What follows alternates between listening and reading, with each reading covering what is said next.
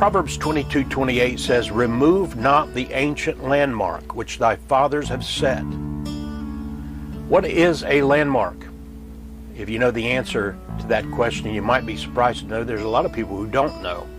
And I've been asked from time to time, what exactly is a landmark? A landmark is a marker of some sort that designates boundaries. As far as I've seen, most properties have 4 landmarks unless the property's cut out in some sort of odd or oblong pattern. And our property here has 2 that are actually located under the pavement in the middle of the road in front of our house. But the property line actually stops a few feet before the road, as the rest of that property belongs to the county. So you could hold a long string and stand next to the road, but in line with the old landmark that's down in the middle of the road underneath the pavement.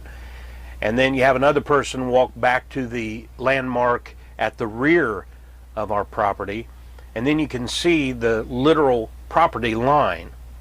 Now, landmarks are a majorly important thing for society. That's why they're marked with heavy buried markers, usually made of steel or some other near indestructible materials. Now, modern markers are also digital and computerized, but in most cases there's still that physical landmark placed on the borders of the physical property in case something happens and our computer system crashes or we get hit with an EMP or something like that.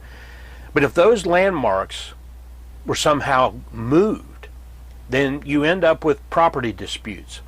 And in history, those kind of disputes have been the sources of feuds and assaults and murders and even wars. But our proverb is more than just about land. Remove not the ancient landmark which thy fathers have set. What ancient landmark have our fathers set?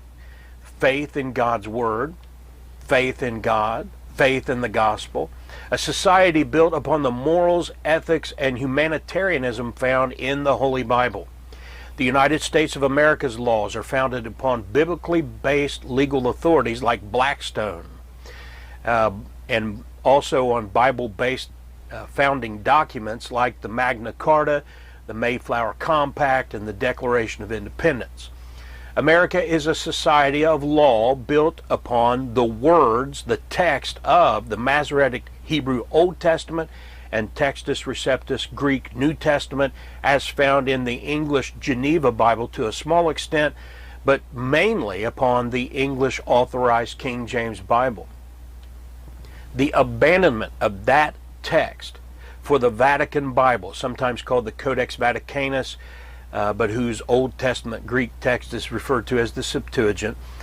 This corrupt Bible has been used to produce corrupt English translations like the ESV, NIV, Legacy, and various Roman Catholic translations.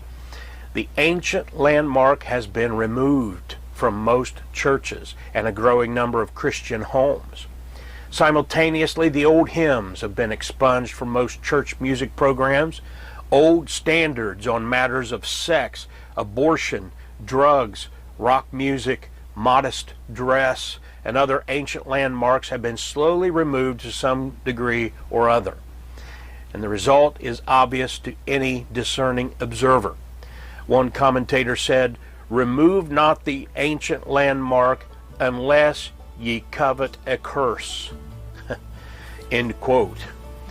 And unless this trend is reversed, society at large and the visible professing Christian churches will all get worse and worse and worse until, after the rapture, the world will be void of biblical truth and only fake Christians and false churches remaining, who for the most part will fall in line and serve the beast. Remove not the ancient landmark which thy fathers have set.